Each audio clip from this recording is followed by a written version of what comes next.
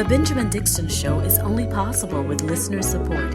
Go to www.thebenjamindixonshow.com to register for our blog and join the Progressive Army.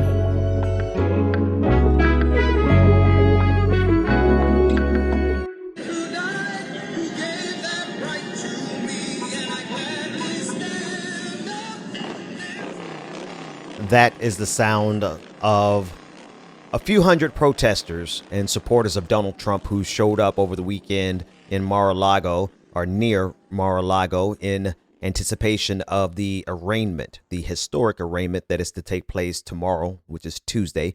Today is Monday, June 12th, 2023. Thank you so much for joining me. As you can see, there is quite a bit of a circus that is mounting around the indictment and the subsequent arraignment that is to follow tomorrow.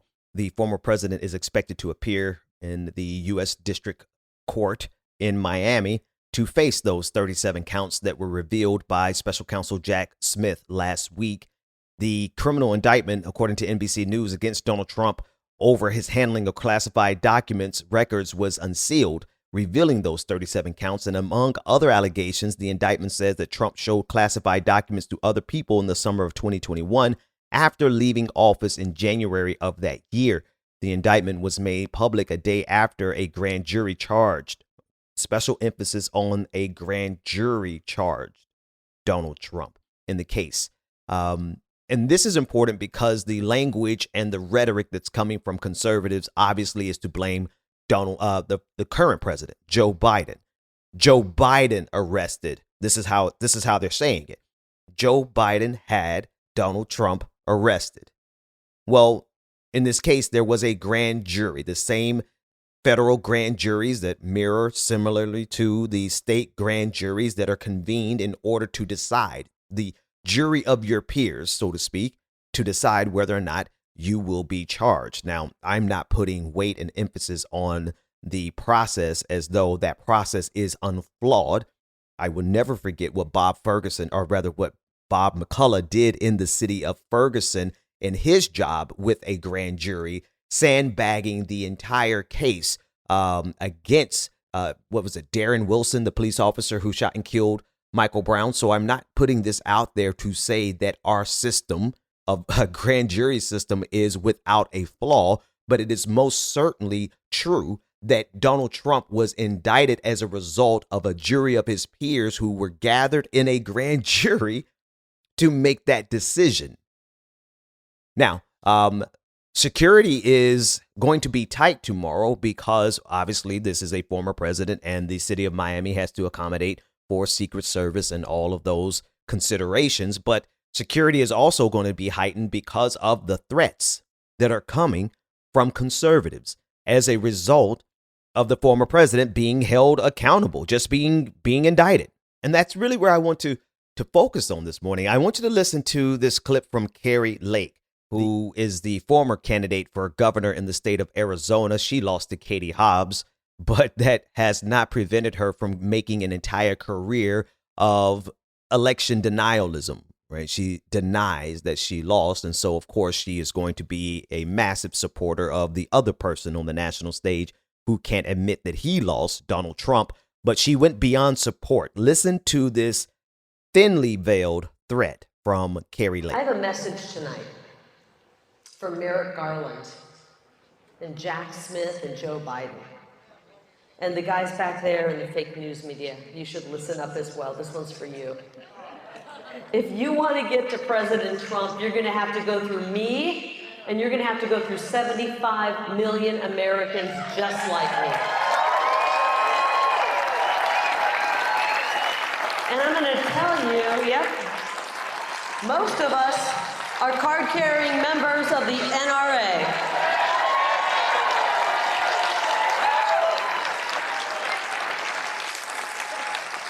That's not a threat. That's a public service announcement. Right, because threatening the second civil war is cute and funny. We are dealing with people who literally have militias preparing in the various forests around this country in preparation for a second civil war, and then to have a an individual like Kari Lake, who is on the national stage, not out of merit, but out of grievance. I'm sorry for all of my tangents, but can you believe that this individual, Kari Lake, has made an entire career out of grievances about losing a race? This is why she's on the national stage. This is why she is speaking she's from Arizona. In this clip, she was speaking to the Georgia Republicans ahead of Donald Trump, who came on stage a few minutes later. But she's on the national stage because she is an election denier. Okay. And to have an individual on the national stage say this about 75 million Americans, and we are all members of the NRA, and to get to Donald Trump, you're going to have to go through us. That is stochastic terrorism at its purest example, because she is inciting. Now, of course, whether or not that is incitement in the letter of the law, where she could be legally held accountable, that remains to be seen. But the rhetoric is such where she's pushing the envelope. And it's not just her. It's all over this country. People with platforms, conservatives particularly, are pushing the envelope with their threatening rhetoric, leading to actual violence. And it is all in support of Donald Trump. Lindsey Graham took to the airwaves over the weekend. He spoke with George Stephanopoulos over on ABC News, and he subsequently had a meltdown because, well, to all of the journalists listening and to all the journalists in this country, follow-up questions really do rattle these politicians who are so unaccustomed to having to answer a follow-up question. Listen in. This morning, Donald Trump has said repeatedly that he did nothing wrong. Do you believe that? Well, here's what I believe. We live in an America where if you're the Democratic candidate for president, Hillary Clinton, Secretary of State, you can set up a private server in your basement to conduct government business. And when an investigation is had about your activity, no, let me finish. But you didn't answer the question. That was ridiculous. Well, yeah, I'm trying to answer the question from a Republican point of view. That may not be acceptable on this show. He's always ready to cry. That might not be acceptable on this show. Just answer the question based on facts and not to try to pacify a Republican point of view, because the Republican point of view is absurd, as you will hear momentarily. Most Republicans believe we live in a country where Hillary Clinton did very similar things and nothing happened to her. Nothing happened to Hillary Clinton? You mean all of the investigations that happened never happened, Lindsey Graham? This is the thing about the conservative movement. They are committed to believing in alternate reality. They are 100% committed to believing something that is false, that is fake. They build this energy, this vested interest. It becomes an emotional attachment to them. These false narratives that these conservatives believe become so emotionally attached to them that they honestly can't tell the difference anymore between reality and the false narrative that they have convinced themselves of. Hillary Clinton went through plenty of investigations. Now, if we want to talk about the things that both parties do that neither party holds the other party accountable for because they all do them, well, perhaps there are some things that every single politician in this country could be held accountable for that they're not. But as it pertains to this particular issue, Donald Trump was so cavalier and reckless with classified documents that it's almost now a joke. It is almost now so ridiculous that people look at Donald Trump and really question his cognitive capacity, or perhaps arrogance, pride, and ego are just so powerful that they make someone like Donald Trump even dumber than they already are.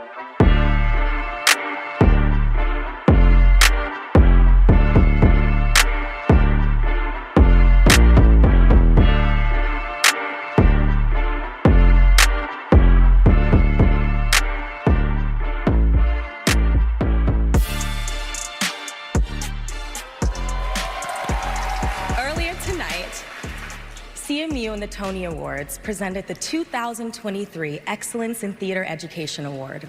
And while I am certain that the current governor of my home state of Florida will be changing.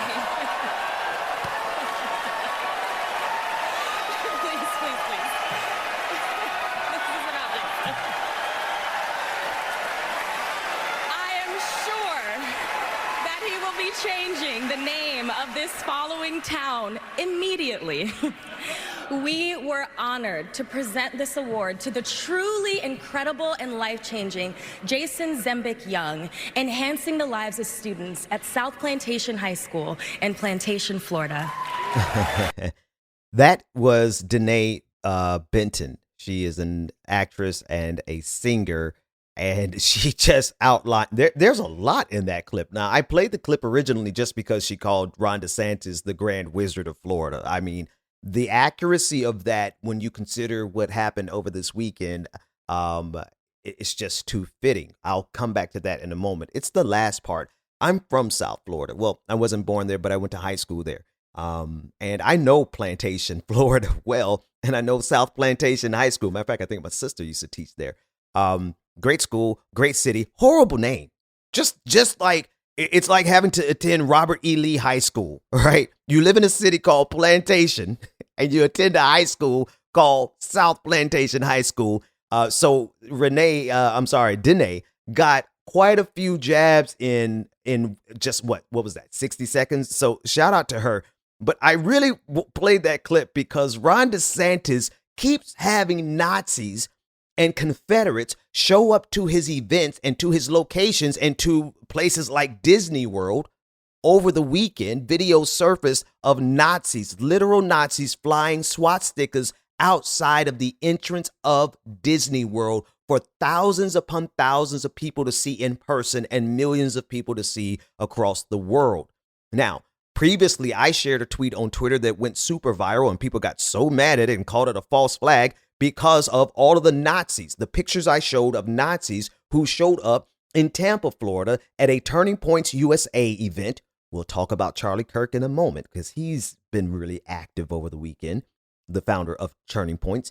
But they showed up to Turning Points about 10 months ago in Tampa, Florida, waving swastikas, again, Confederate flags, and DeSantis country flags. The same DeSantis country flag flanked the Confederate and the Nazi flag that was in front of, or multiple Nazi flags that were in front of Disney World this weekend. And just yesterday in an overpass in Florida, there were more Nazis who were waving swastikas on the overpass of a highway. And in this case, they were threatening transgender individuals. Folks, it is not inaccurate to call Ron DeSantis the Grand Wizard of Florida. Here is a clip of the Grand Wizard promoting the fact that if he becomes president, he is going to change the name of Fort Bragg, or rather Fort Liberty. They literally just changed the name last week from Fort Bragg to Fort Liberty because, well, Fort Bragg was a Confederate namesake. It was a Confederate name. Here's the Grand Wizard of Florida saying as soon as he becomes president, he's bringing it back. And I also look forward to, as president, restoring the name of Fort Bragg to our great military base in Fayetteville, North Carolina. And thank the people that have served there, and they're proud of their service there. And it's an iconic name and an iconic base, and we're not going to let political correctness run amok in North Carolina. Yeah. This is his stick. I mean, let's see how far he could run with it. It got Donald Trump all the way to the White House. So he's counting on being able to run a culture war all the way to the White House. He's counting on being able to be the Grand Wizard of the United States of America because, well, America is so riddled and rife with white supremacy. So I think it's totally accurate. It's totally accurate to refer to Ron DeSantis henceforth and forevermore as the Grand Wizard of Florida. Go to www.patreon.com/The BPD Show and get twice the content and unfiltered interviews without any of the commercial interruptions. Here we go. Very special welcome to 3 newest patrons. Shout out to Peter Smith. Thank you for becoming a patron. Jam Tuned. Thank you for becoming a patron. And Sandy Arctic Blue Ocean. I love the name. Thank you for becoming a patron. This entire patron party is for the 3 of you. Celebrate. Hey.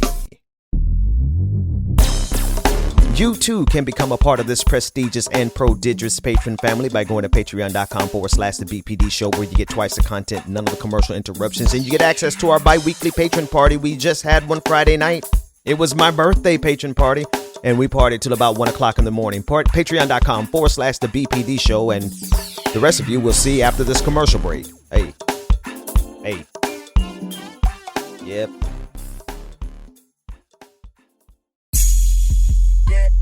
Welcome back to the Benjamin Dixon Show.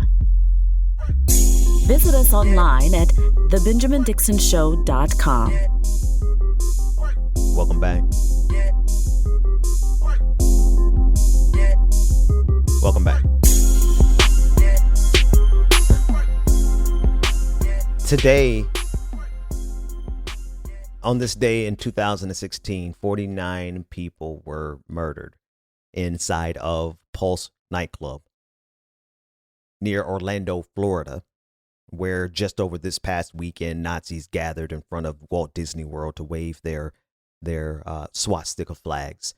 7 years ago today, 49 people were killed because they were gay, lesbian, bisexual, or transgender. They were a part of the LGBTQIA community. The Pulse nightclub was known at the time to be a safe haven, a safe place where gay people or the LGBTQIA community could gather. And that night, a murderer, of a bigoted, homophobic murderer, went in and killed 49 people. I mean, you know, honestly, I don't think today could be more serendipitous. And, you know, serendipity actually has a positive connotation, so it's not a positive thing, but it just seems apropos that today would mark the 7th anniversary, considering where we are going in this country, the direction that we're going in, and especially because of things that have happened over the weekend. Over the weekend, video came down from Canada that showed, I would say, about 10 young Muslim children surrounded by their mothers in their burqas. And then those people were surrounded by a few hundred anti-LGBTQ protesters who were cheering these small Muslim children on. These kids couldn't have been more than 5, 6, 7, and 8. 8 had to be the oldest. As they were stomping on Pride LGBTQIA flags, and they were yelling at the top of their lungs, the crowd was yelling, "Leave our kids alone." Listen in.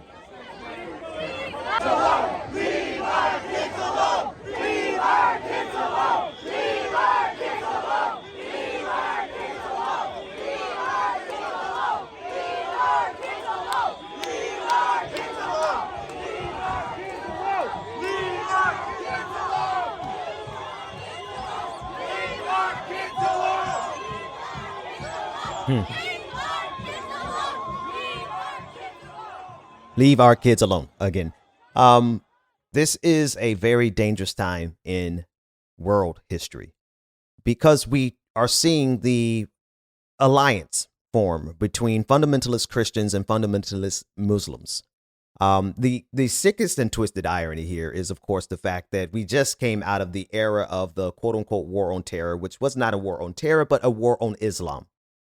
And so the dark side of me, the dark humor side of me, eagerly anticipates to see the face of these children and their parents when these white supremacists kick back off their next war on terror, which is actually just a war on Islam. But I digress. I won't engage in the schadenfreude. Not publicly, just at home. The irony of this is that those individuals, those Muslim children and their parents who allowed them to be out there to stomp on the pride flag, they're flanked by actual people who have to do this following calculus. When your allies, the people who stand in solidarity, have to say this to themselves, you might be in trouble. I was just fighting Islam last week, but they hate gay people as much as we do. So, okay, let's stand in solidarity today. Folks, what is it? The leopard eating face party, the face eating leopard party, right? It is so insane to me, completely and totally absurd for any marginalized group to align against another marginalized group because the same people who are marginalizing the LGBTQIA community are the same folks who are ostracizing, alienating, and targeting the Muslim community.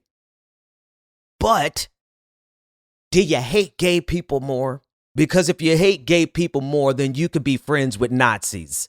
You could have some solidarity with white supremacists. Oh, perhaps you think I'm being hyperbolic with my language? Here's an eyewitness to the event who describes the type of people who were flanking those Muslim children.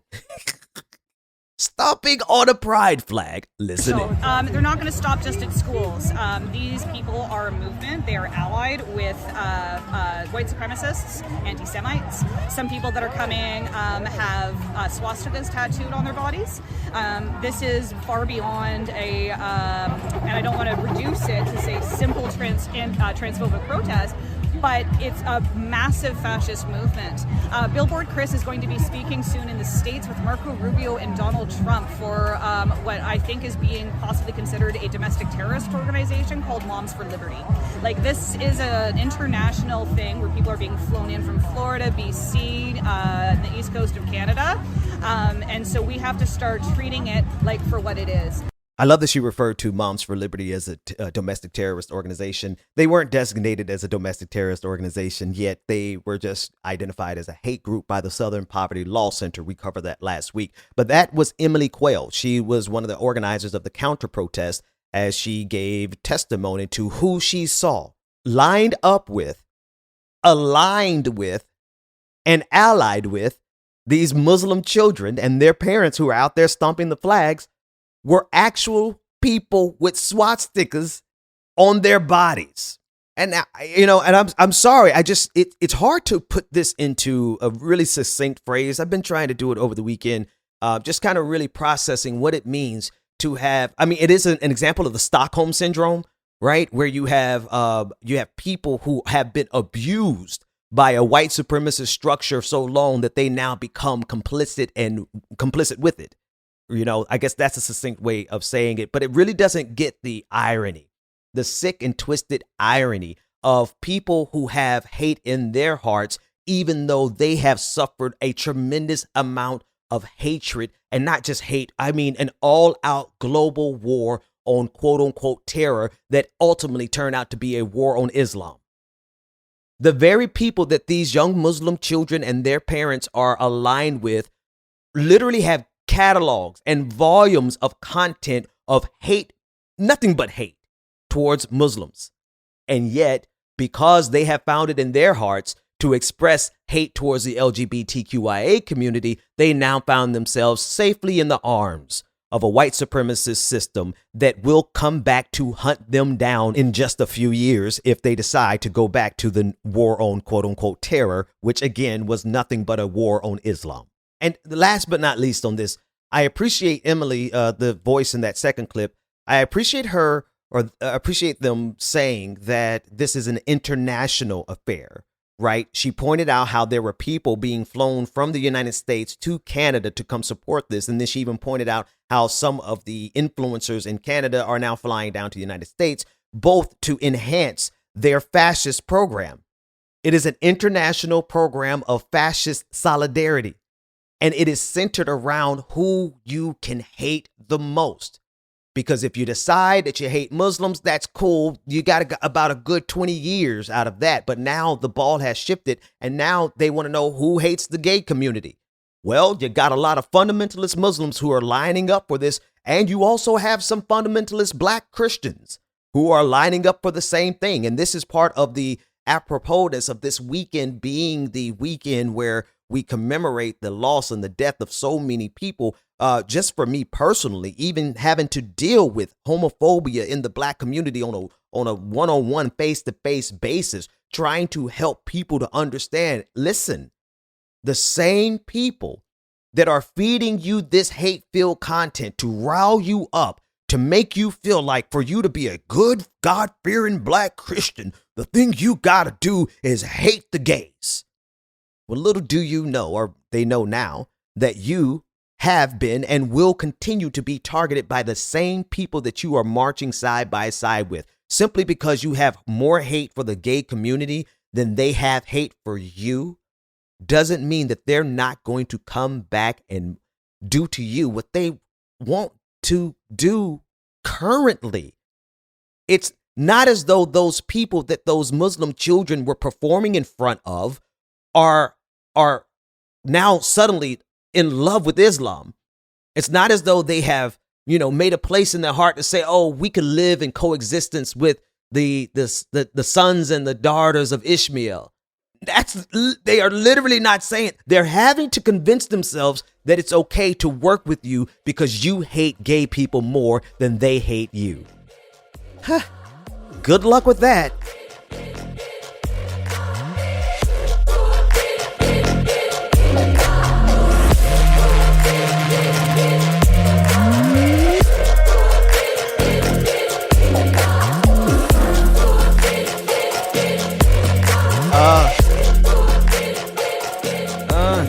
Yeah.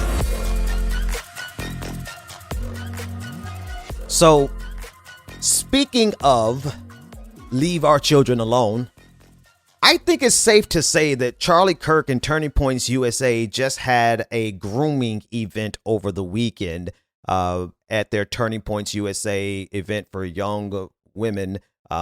This event looked more like a future fascist, future Handmaid's Tale of America award kind of program. That's what it looked like, with a room full of preppy, rich, well-to-do white girls professing their hatred of the gay community, professing their hatred of modernity, matter of fact, some of them even profess their hatred for going to work.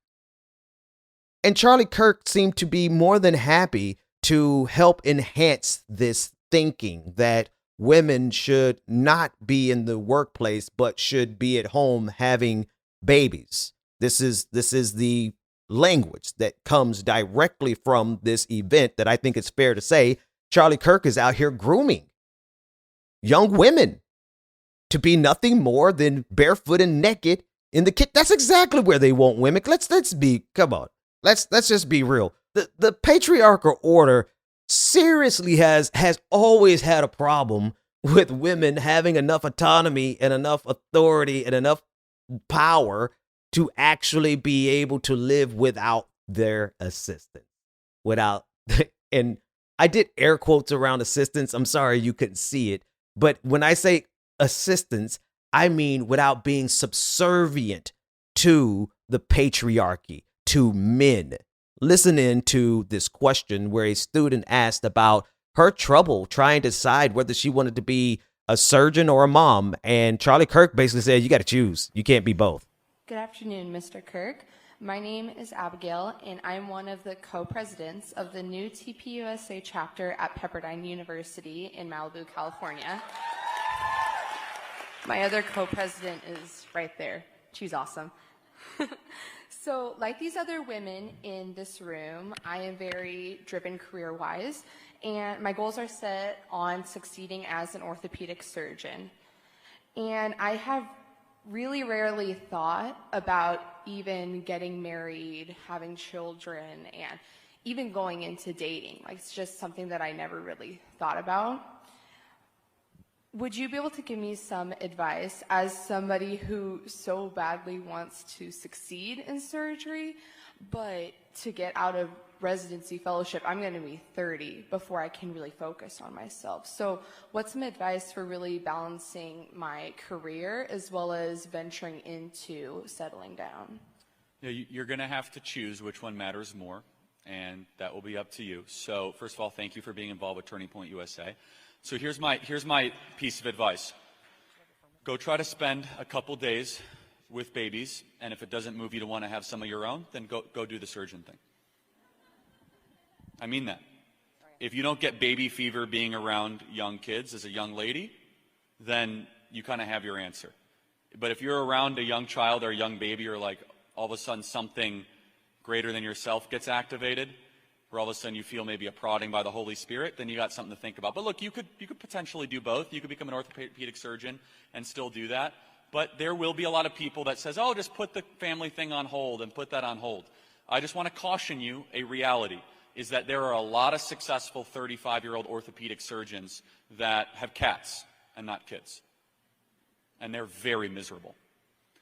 Most of the radical left is largely being run by childless young ladies, young women that are in their mid-30s that are super miserable on antidepressants, because I think they're missing something. I mean, he slid in there just for plausible deniability. I mean, you could be both. You could be a parent and a surgeon, but you know, for the most part, then he just makes up a statistic. He says most orthopedic surgeons, or what did he say? I don't want to misquote him. Let's just play him again. I just want to caution you, a reality is that there are a lot of successful 35-year-old orthopedic surgeons that have cats and not kids. Please clap. And they're very miserable. No, seriously, please clap. Most of the radical left is largely being run by childless young ladies, young women that are in their mid-30s that are super miserable on antidepressants, because I think they're missing something. Yeah, please clap. I mean, I think Charlie Kirk expected to get an applause from the art. Honestly, I don't see why they aren't applauding, because this is the thinking of the patriarchy, which is being protected at all costs by these white supremacists. It's being protected at all costs by the most powerful people with the most money on the face of the planet. This is what they believe. This is why you're seeing an uptick in this traditional wife meme that's going around, this trope that's going around, where young women, particularly white women, are saying, I don't want to do anything in the world except for be a good wife and a good mother for my family. And they reject any idea of being able to stand on their own. They feel like they have to have a man to be protected, to survive. And well, some of them are even just saying, I just don't want to do the work. So I don't know why this audience full of young women who support the patriarchy would not give an applause to Charlie Kirk, as he said exactly what they believe. Perhaps it was a turning point for some of those people in the audience. I doubt it. I just think they have to take a moment to digest what they've signed up for, and they'll probably just keep going headlong until they end up sounding like this other speaker who showed up at Turning Point over the weekend. Oh my gosh.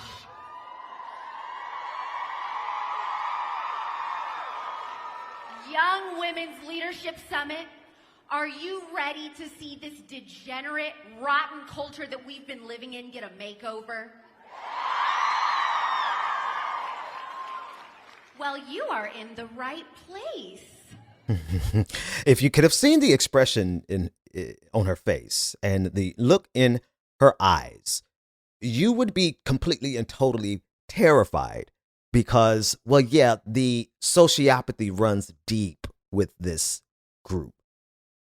The sickness that is spreading around the country, thanks to Turning Points USA. I have to give them credit. I mean, if anyone is responsible for the rise of fascism in this country and the grooming of our children towards fascism, it's Charlie Kirk. I would have to give him. He is one of the most influential fascists on the face of the planet, particularly in this country. He is raising an entire generation of people who think like her, who think like him, who would rather be subservient to the patriarchy than to actually stand up to it. And these are wealthy, well-to-do, influential white folks in the United States of America.